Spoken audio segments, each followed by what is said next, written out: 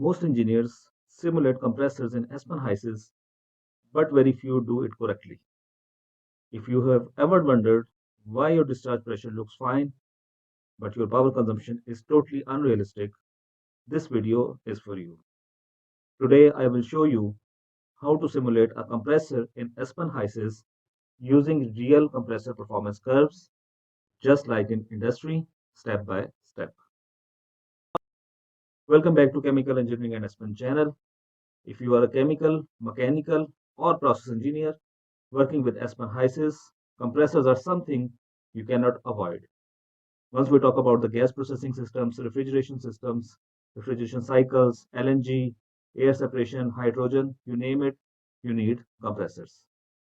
In this video, you will learn what compressor curves actually mean, why simple isentropic efficiency is not enough, how to import and use compressor curves in Aspen HYSYS. By the end, you will be simulating compressors like an industry professional. So before starting this video, if you have not subscribed to the channel yet, please subscribe to the channel, click on the bell icon to get all updates related to this channel. So we have been given the feed specification, which is to be sent to the compressor, is at a temperature of 43 degrees centigrade, the pressure of 10 bar, and the flow rate of 1000 kmol per hour. And the mole composition for this stream is that the components involved are methane, ethane, propane, and butane, ibutane, and pentane, ipentane, and hexane, and nonane, nitrogen, CO2, and H2S. And the respective mole fraction are 0.7597, 0.0769, 0.0685, 0.0266, 0.0146, 0.0047, 0.0054, 0.0009, 0.0002, 0.0025, and for CO2 and for H2S separately, it is 0.02 each. So this is the overall feed specification which is to be sent to the compressor. Now we talk about the performance curve. There are 5 performance curves which are given to us in this problem, and we have to insert these or import these in Aspen HYSYS. And what are these performance curves? These are basically 3 parameters: volumetric flow rate, head, and percentage efficiency. So for different volumetric flow rates, the corresponding heads and percentage efficiencies are given for a speed RPM of 5500. Similarly, for 6050 RPM, the same data is given. For 4400, another data is given. For 3300, another data is given. And for 2200, another data is given. So what we need to do, we need to go to Aspen HYSYS, we need to add the feed, we need to add the compressor block, and we need to add these performance curves to get our required results. So let's quickly move to Aspen HYSYS and simulate this process. So first thing is that we will add the components. The components are methane, ethane, propane, and butane, ibutane, and pentane, ipentane, and hexane, and nonane, nitrogen, CO2, H2S.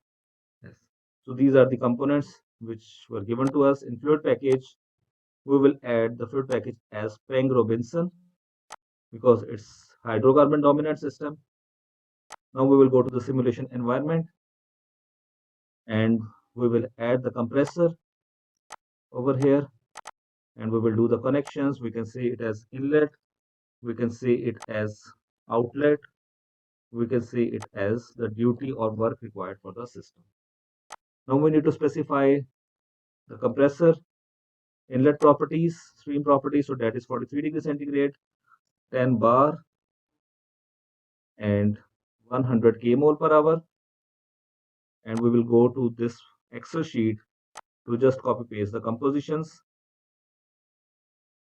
And accordingly, once we go here, we'll just copy paste these over here. However, there is a bit difference that H2S was above, so it is 0.02 and that is 0.0025.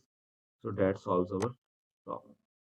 Now the feed is specified and you can see here that the color is dark blue, which means that the stream is properly defined. Now we need to add the performance curves.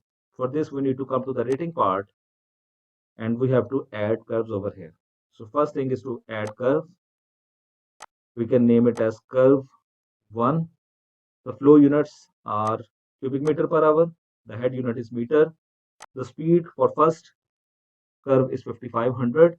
We will go to the Excel and we will simply copy paste the data here. This is by default arranged over here and the data is successfully placed. If that data was not available in Excel, we have to obviously place this or enter this one by one. We will close this and we will activate this. Now we will go to add curve, curve number 2. The speed is 6050 RPM. And the next part, the next curve, accordingly, we put the data, we will close it and we will activate it. Then add curve, the third one, 4400. But this will be curve number 3 and we will specify RPM as 4400. We will close it and we will activate it. Then we will go to the add curves, curve number 4, whose RPM is 3300 and correspondingly data is this one. Enter the data, again activate it. Then final curve number 5, because there are 5 curves, the RPM is 2200 and accordingly this one is. These are the 5 curves data which we have entered. We will click on this enable curve. Adiabatic efficiency overspecified. We will just remove it. No duty, no speed or no outlet pressure. So we can say it has, the system is operating at 5500 RPM. This is the overall compressor speed. So you can see the efficiencies, duties, and the outlet pressure is calculated from here. So you can see that we have first added the curves. We have activated all these. We then clicked on the enable curves. We then defined the compressor speed. Obviously, we need to remove the efficiency part over here, which was by default present in S1. And you can see the duty, the adiabatic and polytropic efficiencies, which are 65.239 and 68.018 is given. Similarly, the outlet pressure is 2640 kilopascal or 26.4 bar. And if we go to the performance, we can get all the results of adiabatic head, polytropic head, efficiency, power consumed, exponents. And if we go to this power results, all the results are available over here. So this was our today's video, which was related to use the performance curve in Aspen HYSYS for the simulation of compressor.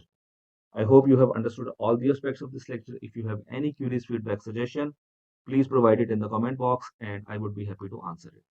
So that's it from today's lecture. Thank you so much. Please do watch, like, share the video and subscribe to the channel. Also click on the bell icon to get all updates related to this channel. Till then, it's goodbye. Stay tuned for more exciting videos on this channel.